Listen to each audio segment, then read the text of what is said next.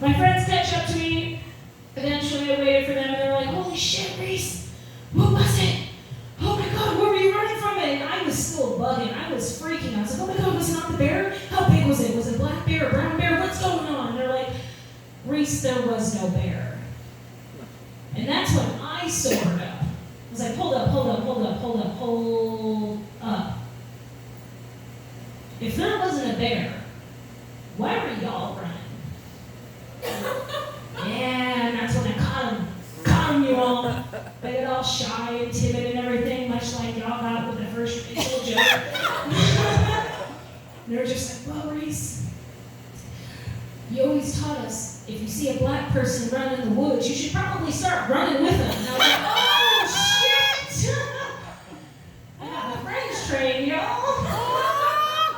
True fact, if you have a black friend and they start running, just go. All right, you guys, my name is Reese Samuels. That has been my time this evening. We're going to get your next comedian up to the stage, your headliner for tonight. I am so excited to introduce this lady. She has been a comedy mom throughout this community. This is her first time headlining. Give it up for Miss Tanya Cope.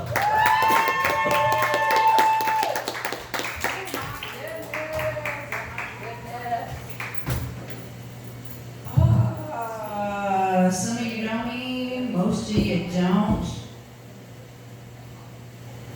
So let's get a little foreplay going for you. Just so you have a taste of what you're in for. This summer, I got invited to a pool party because last summer there were no pool parties. It was supposed to be a celebration of us being together again. And there's this sweet friend of mine that's, we all know that bitch. We love her, but she's just so positive, so sunny. You stand too close, you feel like you're going to get skin cancer. And I was like, "What should I bring to the party?" And she's like, "Whatever gives you joy."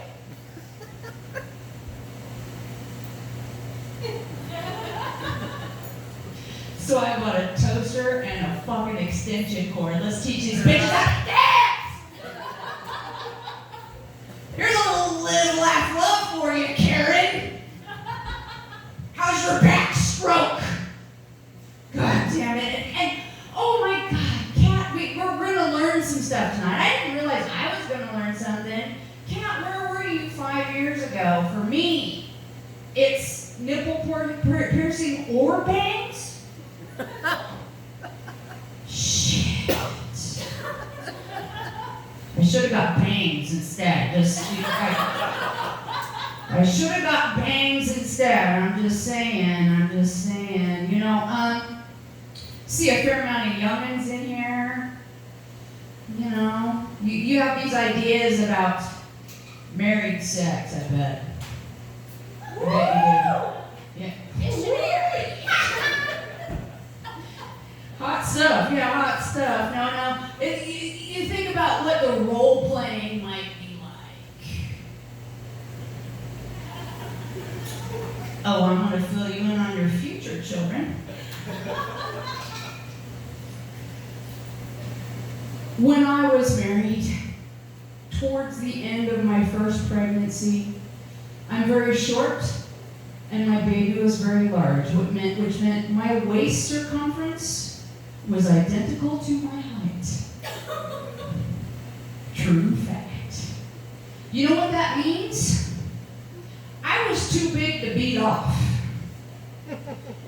And with the hormone fluctuations and the pressure, I was so horny, I thought I was going to fucking die. And I hit up my husband, and he was like, brutally honest, like, "I don't even want to look at you. I don't, listen, bitch. You put on your little blue helmet, pretend you're the UN tonight, because this is not about anybody liking what's going to happen next. This is a fucking peacekeeping mission. If I don't come tonight, I'm going to go thermonuclear and no one is going to survive. So get in there and service my unit, you stupid bitch." Big shocker, I'm divorced. Just in case you were wondering, you know.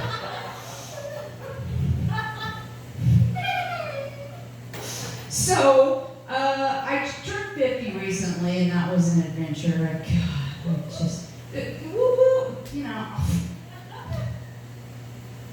I just kept waking up. Like, when you're younger, it's like, oh, you're hitting these age, marks in life, but 50 is just like, I kept waking up. To be more accurate, I just failed to die at this point. So, and I, aging is better than the alternative, I will give you that. But it's still hard.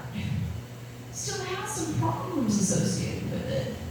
And I was whining to one of my young friends, which was a dumb choice on my part. Because this sweet little gal just got all, oh honey, you're so cute, you'll be sexy until you're 60. Why? I don't want to be sexy right now. I mean, it's hard being a female in this environment, in this life, in this time. I've been slogging this piece of crap around for so long. And it is so hard. All this fucking the responsibility of a potentially hot and ready pussy is really tough. The expectations are just like, and what I want to do is, especially now, it's not that I don't like sex. I do in fact miss sex, but have you paid attention to men in my age range that are single? There's a damn fucking good reason. There is a damn good reason. Dating in my age group, it's a lot like buying a jigsaw puzzle at a thrift store.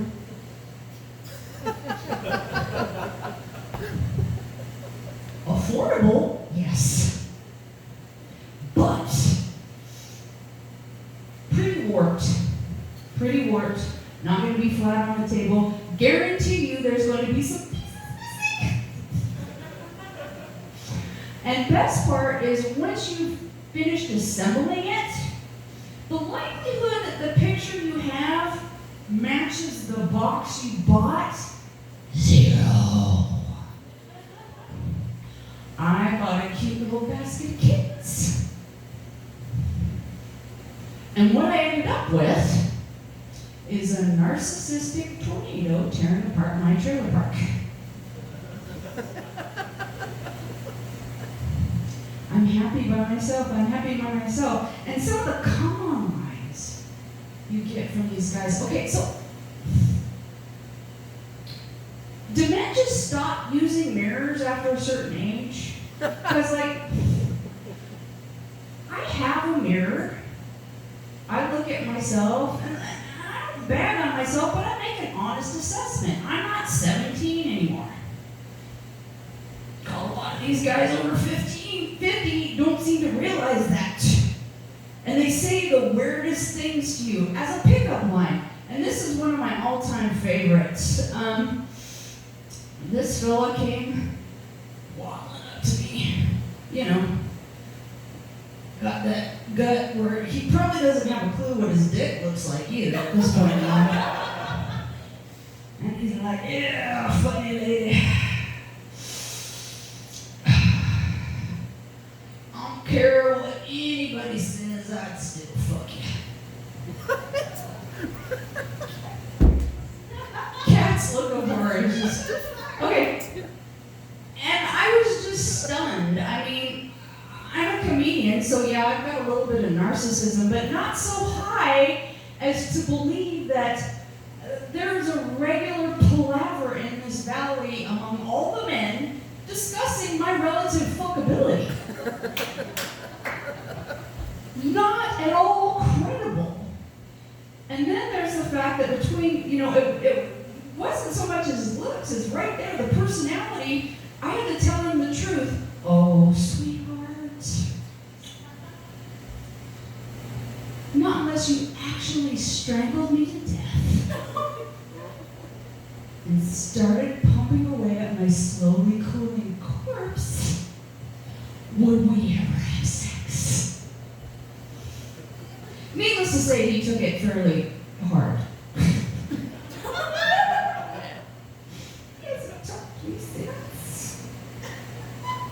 So let's be honest, the biggest cock block in my life is me. Let's, And we got a lot of young men here that are looking like, she does look like. No, that's not it at all. That's not it at all. I actually have an adult son. I've raised a man. I love men. They just confuse me. And so I have a little thing just for you guys, okay? Are you willing to take some advice from a retired slut? Are you? Okay? All right, my sweet things. Key in. Mama's gonna tell you something really important. All right? And I'm gonna need my sisters. You'll hear it. Just wait. Y'all worry about the size of your dick way too much. All right, sisters, it's time to testify. If she likes you, whatever you got is enough. Ladies, can I get an amen? Yeah. If she loves you, whatever you got is enough. Ladies, can I get an amen? Yeah. Oh, yeah. If she thinks you're okay, not gonna lie, you better be at least average, okay? Don't lie. Better have at least an average dick. But if she hates you, and more accurately, if you've done something to earn her ire, you can have a dick so long that in the morning you have to tuck the tip in the top of your tube sock for safety. And so thick it looks like a bodybuilder's bicep. And if you've pissed her off, here's what's going to happen. On any given Friday night, she's going to be out with her girlfriends, just fucking picking you apart. He never puts down the toilet seat. There's skin marks in all of his underwear. He's never washed a dish in his life. Oh God. And then at the end of it all, She's going to say, he's got a little dick too. and then barf. But this is a small valley and word travels fast and the news is going to be out that you have a little dick in spite of the reality. So what have we learned from this, gentlemen? It's not how much of a dick you have, it's how much of a dick you are. True facts. True facts. True facts. I've always been a pretty unlucky person. There's an old blues song that has a line in it. If it wasn't for bad luck, I wouldn't have no luck at all. That's kind of been my life story. One of the more legendary moments of bad luck was my very first vehicle that I bought. Brand new Toyota pickup truck. I was so proud of it. And it was the evening of my 22nd birthday. And I was waiting for my little boyfriend to show up. And I was so excited. I'm 22. We're going out with you. I'm getting ready, and I hear this bang. Like somebody chucked a trash can or something. I couldn't figure out what it was. But fairly quickly, one of my neighbors pounded on the door and was like, Tanya, somebody hit your truck. I went zooming out.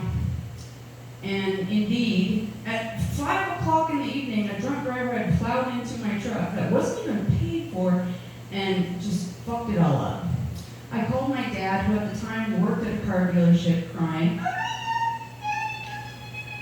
He comes by and he's like, yeah, it's total. It's total. I'm sorry, honey, it's total. But I'll come by tomorrow with the dealership tow truck and we'll tow it off for free. So at least you got that out of the way. My boyfriend shows up, the night's already ruined. I'm like, truck. He's like, well, I'll just get pizza and I'll go rent Hellraiser to cheer you up. cheer me up. And we'll just chill and everything will be fine. And I'm like, okay. And we're eating the pizza and watching Hellraiser, getting a few giggles in. And there's that distinctive cop knock at the door. I open the door. And it is, in fact, a cop. And he says, Miss, were you the one that had your vehicle run into earlier tonight? And I said, yes. And I'm expecting him to say something like, it's leaking fluids out into the street, or maybe it needs to be moved, or whatever. But he just goes, well, it's been hit again. I went into immediate shock, looked at this young police officer and said, are you shitting me? And he's like biting his lip. You could tell he's trying not to laugh. He's like, no ma'am, I would not shit you about such a thing. Now, 2 drunk drivers in one night, that's a lot. But the boyfriend at the time was into car restoration, and he had parked his half-restored 1954 Plymouth Fury in front of my truck. The second drunk driver was going so fast, and it almost looked like he aimed for it. He hit dead center on my truck. At the end of the night, my truck was 4 feet shorter than when I bought it. And he was going so fast that it kicked up, and when he finally stopped, my truck was on top of my boyfriend's car. Whoa. So in case you haven't been keeping up tally, that is 4 vehicles wrecked in front of my house in one night on my birthday.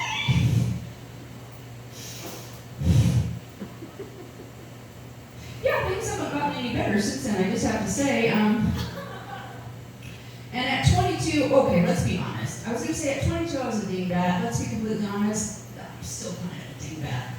But I really had an emotional meltdown over this because my boyfriend, he was also young and insecure and broke up with me over it like it was my fault. You came here for the pussy, bro. I can't help it that you're addicted to it. Whatever. You didn't have to park there. Whatever. And then to get my claim check, I got this thing from my car insurance company that it was like all these questions like, were you wearing your seatbelt? How fast were you going? You know, what were the road conditions like? I was parked on my couch! I wasn't even driving the car! I was like having a nervous breakdown crying. I called them. I was like, I was not even in the car! My boyfriend left me. My boyfriend, and my birthday was ruined! Send me a check! Send me a check!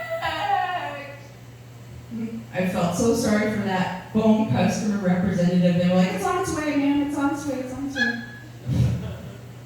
I did come completely unglued. So yeah, I am divorced, and that was another interesting time in my life, an interesting bad luck time. Not just that I got divorced. There was a lot of things there. Like marriage and reproduction was not part of my life plan from the outset. But shit happens. Fast forward 16 years, my husband is walking out on me. Surprise number 1. I've got to figure out how to be a single parent. 2 months later, I was diagnosed with cancer. And 2 months after that, they were talking about closing down the office that I worked at. So in a 6-month period, I went from married to alone, dealing with cancer. Maybe I don't have a job. I'm not kidding you. I was one minor inconvenience away from completely losing my mind and just walking down Fairview with one titty out and a bottle of Jack Daniels just yelling at traffic.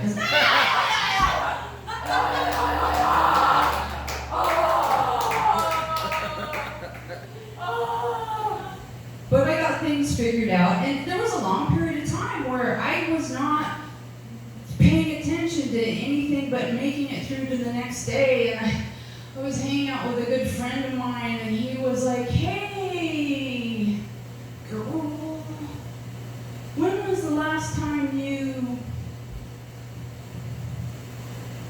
was like, last time I punched somebody? He's like, no, dummy, the last time you caught some dick. And I was like, ooh, good question. Let's see. You know, that last part of the marriage was kind of rocky. I'll have to say 2. And he's like, 2 what?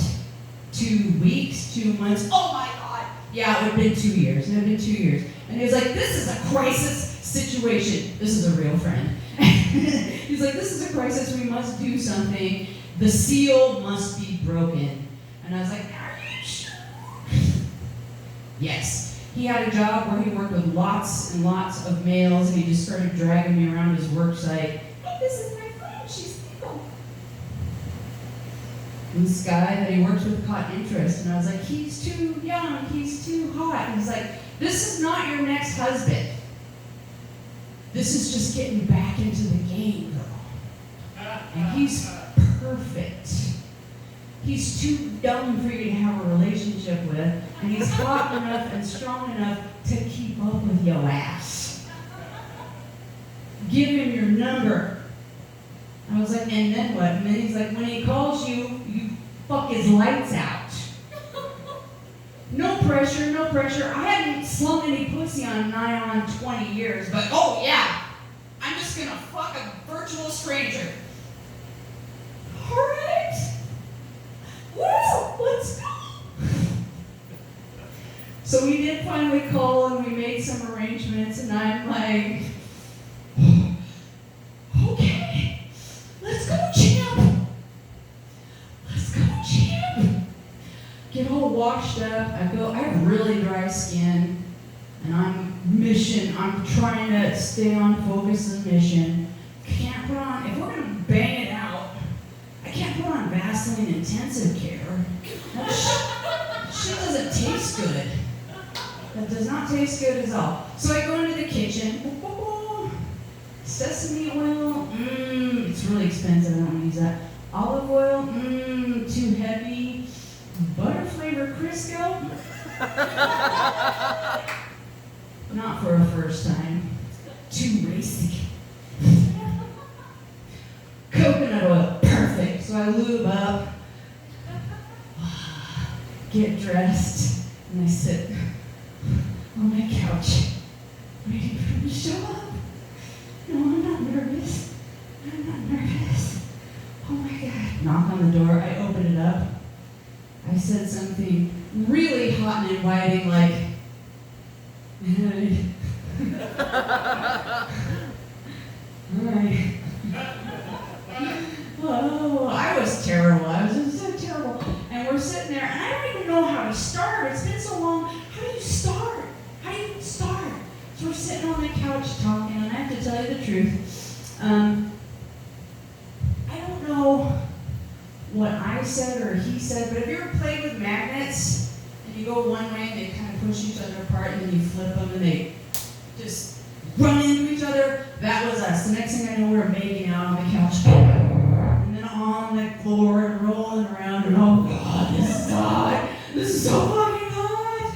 And we're banging through the kitchen, slamming into the stove, because my bedroom was all the way in the back of the house. Didn't plan this very well. We should have started in the house. And, I'm into it now. I grab him by the belt, and I'm towing him towards my bedroom like I found him broke down by the side of the road. Like, oh.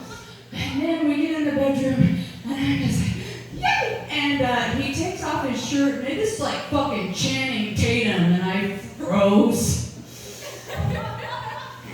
And I remembered that nobody has seen me naked but my husband or my doctor in 18 years. Can I do this? Can I do this? Can I do this? Fucking, he was a champ. He just dives into my bed and gives me the Bruce Lee, like, What else is a good Christian girl to do? I stood at the end of the bed and said, thank you, Jesus, for the bounty thou hast laid before me. And I dove in. And it was great. I had a good time. I enjoyed it. I forgot. Oh, yeah, sex can be fun, not just passive-aggressive bullshit between people that are stuck with each other. And it was going great. And I was like, I'm so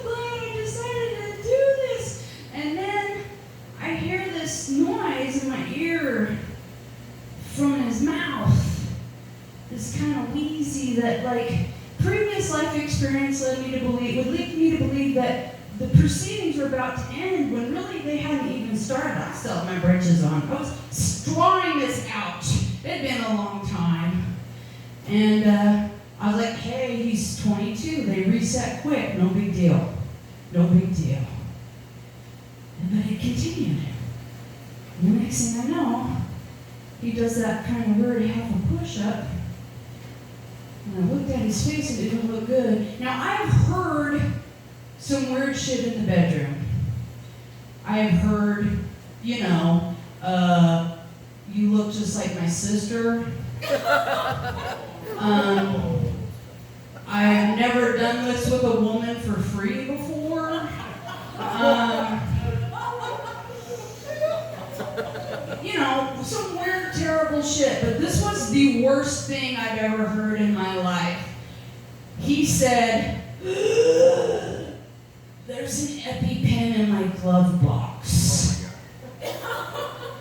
And his lips are blue, and I lost my fucking mind. I jump out of bed, I grab my robe, I throw it on, I go to his pants, I crack him like a whip, change, wallet, keys, run out the front door, down the stairs. I had the robe on, but I didn't tie it. I hope the neighbors weren't looking, because my tits were out. And open the car door, dive in, slam open the glove box, EpiPen, run back in. Lay him on his side. He is really fucking blue now. I'm like, holy shit. Get the EpiPen prepped, slam it in, and then I pull up my phone and I dial 911 and I just start counting because I know we've got about 5 seconds before I need an ambulance. And I'm like, 1 Mississippi, oh you beautiful boy, please don't die. 2 Mississippi, this is gonna look really bad if you do. 3 Mississippi, holy shit, I can't do this. 4 Mississippi, and then he starts breathing a little bit more freely, and I was like, holy shit.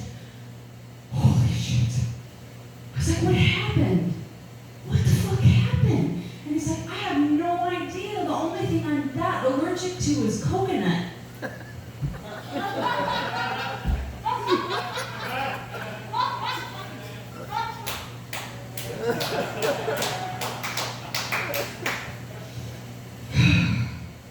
I did eventually get laid, but it wasn't that day.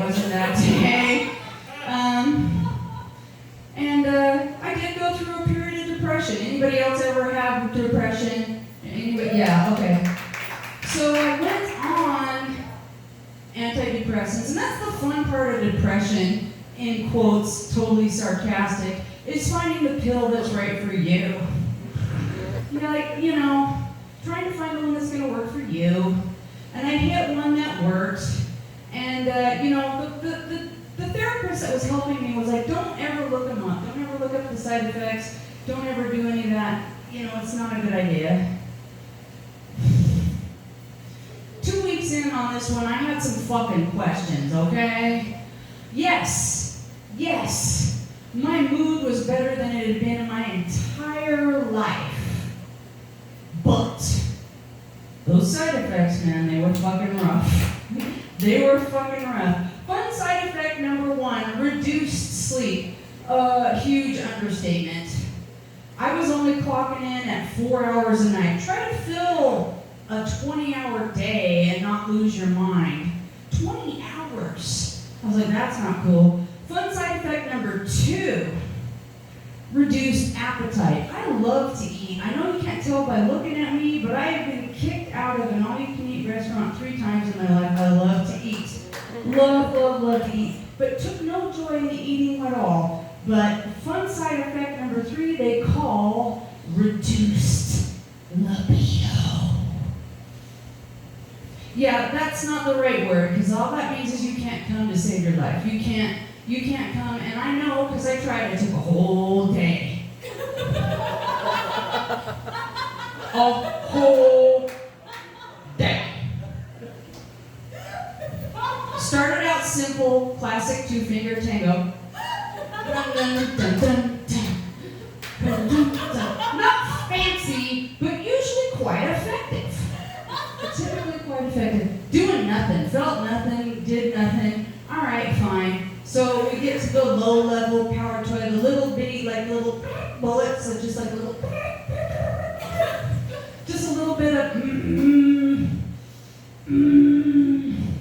Nope, nothing. Brought out the heavy duty one, gas-powered, built by Husqvarna that you have to, makes your teeth feel like they're gonna fall out. Still nothing, still couldn't come, and that's when I realized that antidepressants weren't for me, because no matter how good I felt, I wasn't enjoying life at all. And that's when I started microdosing. And it's worked out okay, but I recommend it for exactly no one, because when you're learning about it, when you're trying to figure it out, it doesn't go very well. I'm going to tell you right now, it does not go very well, because there are boards where people support each other, and they give you such really great advice like, you should feel it, but you shouldn't. Like, until you get the dosing right, that doesn't make any sense. And I had a corporate job, which meant, there were a few days in there where it's like, I'd hit it and be driving to work and go, oh no. Coming in a little hot today. It just are a little wavy. I'm going to laugh a little too loud at all the jokes. Oh boy, this is going to be a long day. And it was one of those days that I went on my lunch, and I was like, I'm getting this under control, until I got the apple out of my lunch bag. And started having a moment with this apple. Just sitting there going,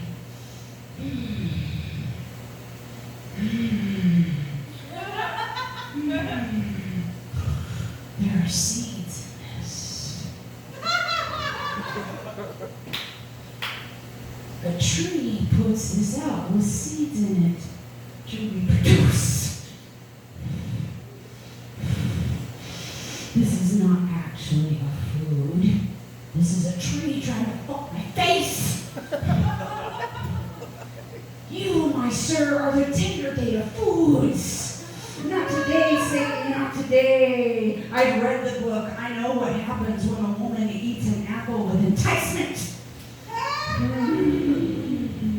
But I did finally level it out and get things figured out, and I'm really normal now. No. So, remember when it was kind of warm, and I was like I had so much cabin fever. I wanted to go out